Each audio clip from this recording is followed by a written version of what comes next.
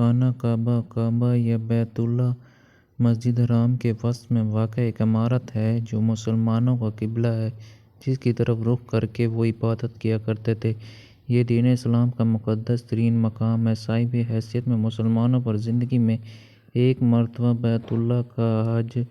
کرنا فرض کیا ہے۔ ابراہیم کا قائم کردہ بیت اللہ بغیر چھت کے ایک مستطیل نما عمارت تھی، جس کے دونوں طرف دروازے کھلے تھے جو سطح زمین کے برابر تھی، جن سے ہر خاص و عام کو گزرنے کی اجازت تھی۔ اس کی تعمیر میں 5 پہاڑوں کے پتھروں کو استعمال ہوئے تھے، جبکہ اس کی بنیادوں میں آج بھی وہی پتھر ہیں جو ابراہیم نے رکھے تھے۔ خانہ خدا کا یہ انداز صدیوں تک رہا ہے اور قریش نے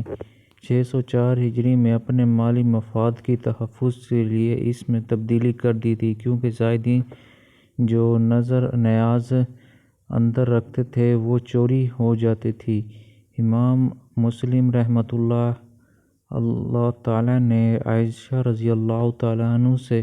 حدیث بیان فرمائی ہے کہ عائشہ رضی اللہ تعالیٰ عنہ نے بیان کرتی ہے کہ میں نے رسول اللہ صلی اللہ علیہ وسلم سے حتیم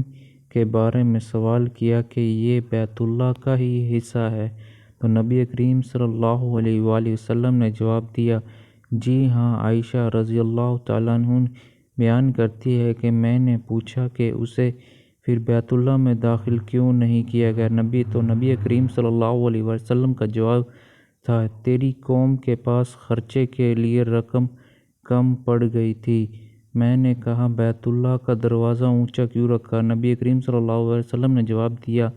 تیری قوم نے اسے اونچا اس لیے کیا تاکہ وہ جسے چاہے بیت اللہ میں داخل کرے اور جسے چاہے داخل نہ ہونے دے، اور اگر تیری قوم میں نئے مسلمان نہ ہوتی تو ان کے دلوں میں اس بات کو تسلیم سے نہ انکار کرتے تو میں اسے حتیم کو بیت اللہ میں شامل کر دیتا اور دروازے زمین کے برابر کر دیتا۔